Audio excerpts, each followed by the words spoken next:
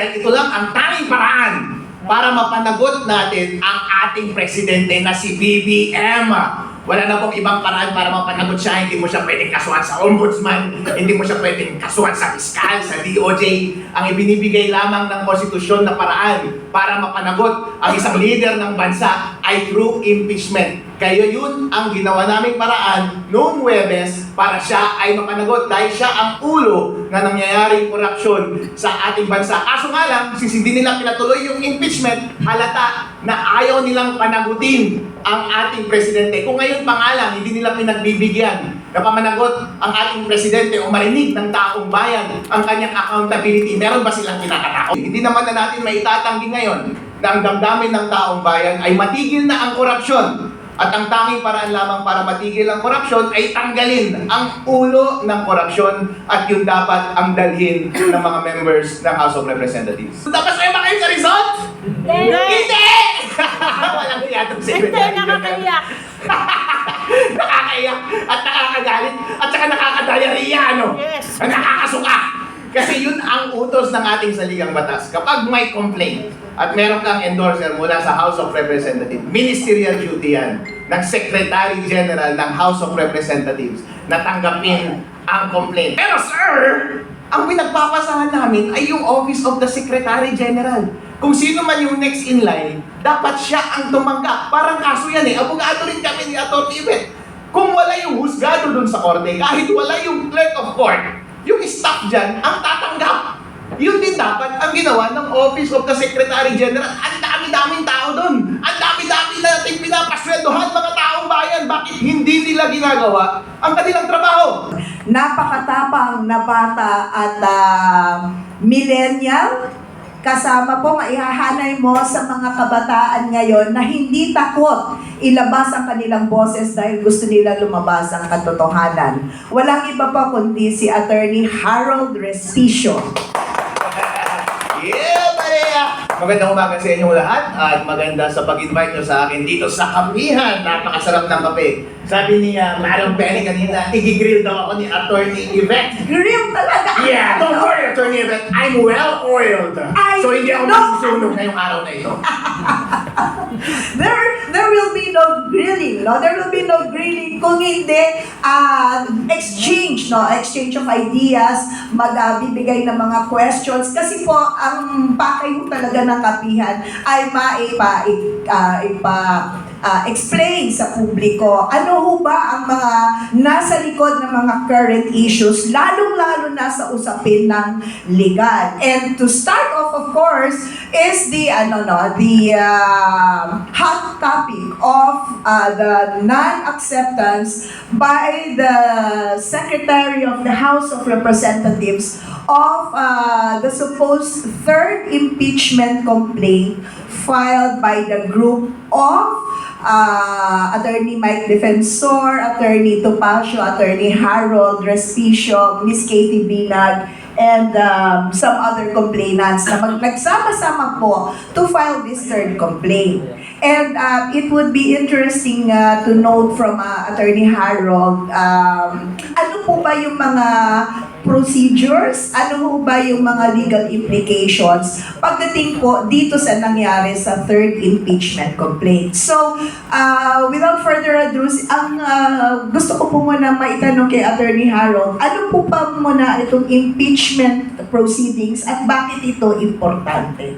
Uy, importante ito dahil ito lang ang tanging paraan para mapanagot natin ang ating presidente na si BBM. Wala na pong ibang paraan para mapanagot siya. Hindi mo siya pwedeng kasuhan sa ombudsman, hindi mo siya pwedeng kasuhan sa fiskal, sa DOJ. Ang ibinibigay lamang ng konstitusyon na paraan para mapanagot ang isang leader ng bansa ay through impeachment. Kaya yun ang ginawa naming paraan noong Huwebes para siya ay mapanagot dahil siya ang ulo na nangyayaring korupsyon sa ating bansa. Kaso nga lang, since hindi nila pinatuloy yung impeachment, halata na ayaw nilang panagutin ang ating presidente. Kung ngayon pa nga lang, hindi nila pinagbibigyan na pamanagot ang ating presidente o marinig ng taong bayan ang kanyang accountability. Meron ba silang kinakatakot? Exactly, no? And ano ho ba ang nakapaloob sa ating batas? At anong klaseng batas ang nagsasabi na dapat sa pamamamaraan lamang ng impeachment pwede ipadaan para ang isang pinuno ng bansang Pilipinas ay matanggal sa pwesto? Hindi lamang batas, kundi ang saligang batas. Ayun. Ang presidente para mapanagot, ang tanging paraan lamang ay impeachment. After niya maging president, pwede na natin siyang kasuhan left and right. Pero habang siya ay nakaupo, dapat natin siyang kasuhan ng impeachment. Ang tanong lang naman ngayon, gusto ba natin siyang managot? Tanggap ba natin na magpatuloy ang pagnanakaw sa ating bansa? Kung hindi natin tanggap na magpatuloy ang kanilang ginagawang kakorupsyonan, walang ibang mas magandang panahon kundi ngayon at ang tanging paraan na lamang na yan ay impeachment at binibigyan tayo ng maayos na procedure ng ating saligang batas. Pero una pa lamang, hindi na nila tayo pinatuloy. That is right. And sinabi niyo po kasi na ito lamang ang pwedeng magamit ng taong bayan sa pamamagitan ng sino-sino po, no? Kanino nila ipadadaan ang kanilang boses na gusto na nilang ipatanggal kung gusto man ng taong bayan na nasabi niyo gusto na ng taong bayan. Sino po ba dapat ang pwedeng gumawa nito para yung boses nila ay madinig?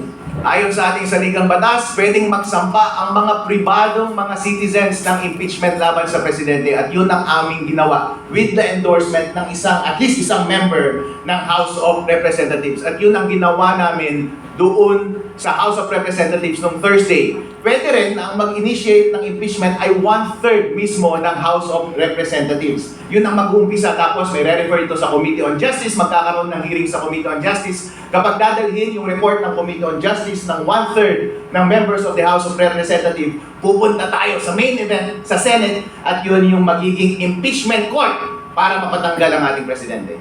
Subalit, tama po ba, Attorney, na yung mga constituents, no? Kung yun ang hinaing nila, ang boses nila ay ang mga nasa House of Representatives! So, to my thinking, dapat kinokonsulta din, tama? Ng mga representatives, yung mga kinakatawan nila. Kung ano pa dapat ang magiging katayuan nila. Tama po ba yun? Tama yun, tandaan natin. Ayon sa ating konstitusyon, tayo ay isang democratic at republican government. Ang ibig sabihin ng republican government ay yung mga taong bayan ay rinerepresenta ng mga congressman. Ang mga congressman kailangan nilang pakinggan ang boses ng kanilang mga constituent. Kung ano ang damdamin at hinaing ng kanilang mga constituent, yun dapat ang kanilang dalhin. Hindi naman na natin maitatanggi ngayon na ang damdamin ng taong bayan ay matigil na ang korupsyon. At ang tanging paraan lamang para matigil ang korupsyon ay tanggalin ang ulo ng korupsyon at yun dapat ang dalhin ng mga members ng House of Representatives.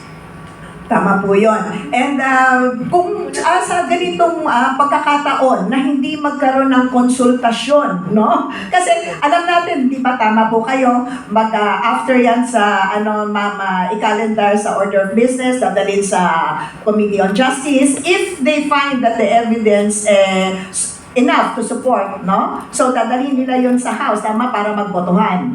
Okay. Doon sa punto na yon, pag-aaralan ng ebidensya, sa tingin niyo po ba dapat magpaliwanag pa ang congressman sa kanyang mga constituents o ito po ang aking pagkakaintindi sa ebidensya? Ano sa tingin ninyo? Maganda po ba yun o pwedeng sa kanya nila sa sarili niya? Hindi, ako magdidesisyon para sa aking probinsya. Ito ang aming magiging boses. Hindi pwede. Ang boses ng isang congressman ay dapat i-reflect ang boses ng taong bayan. Tandaan natin, yung mga hearings sa Committee on Justice ay public yan. Lahat ng deliberations, lahat ng trial ay nakikita ng taong bayan. Kaya obligasyon ng bawat member doon mismo sa loob ng Committee on Justice na ipakita ang lahat ng proceedings nila sa loob. At pagdating ng pagkakataon na pagbobotohan na nila, kung ano man ang resolution ng Committee on Justice, kailangan pa rin nilang ipaliwanag na tama at consistent sa hinaing ng taong bayan ang kanilang posisyon. Okay. And dun sa usapin po nung pagbigay po ng inyong complaint last Thursday. Okay, ano po ba ang mekanismo doon kung para ipaliwanag sa mga ating tagapakinig? Ano ang naging proseso at ano ang naging resulta ng inyong naging hakbang? Hoy! Nakita nyo na yung resulta. Masaya ba kayo sa result? Hindi! Walang hiya itong Hindi, secretary. nakakaiyak. Nakakaiyak at nakakagalit at saka nakakadayariya, ano? Yes. At nakakasuka. Kasi yun ang utos ng ating saligang batas. Kapag may complaint at meron kang endorser mula sa House of Representatives, ministerial duty yan ng Secretary General ng House of Representatives na tanggapin ang complaint. Pero ang kanilang ginawa, sabi yung head daw ng Secretary General's office ay nasa labas ng bansa, kaya hindi daw nila pwedeng tanggapin yung complaint. Pero sir, ang pinagpapasahan namin ay yung Office of the Secretary General.